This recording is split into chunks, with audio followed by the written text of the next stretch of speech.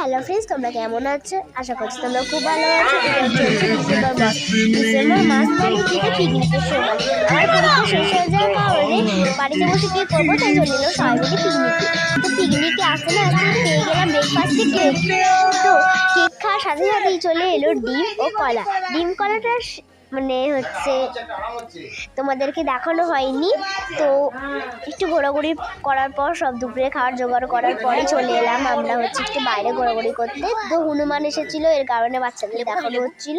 তো দুপুরে খাবার পেয়ে গেলাম। দুপুরে খাবারে ছিল বিরিয়ানি আর স্যালাডে ছিল শসা, পেঁয়াজ, তারপরে টমেটো। তো আমার পিসির ছেলে দেখেছো কীভাবে তাকাচ্ছে, লজ্জা পেয়েছে খুব। তো খাওয়া দাওয়া শেষে চলে এলাম বাড়িতে।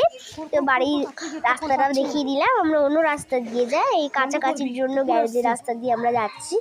তো আমাদের পিকনিকের ব্লগটা কেমন লাগলো, ভালো লাগলে লাইক কমেন্ট শেয়ার সাবস্ক্রাইব করে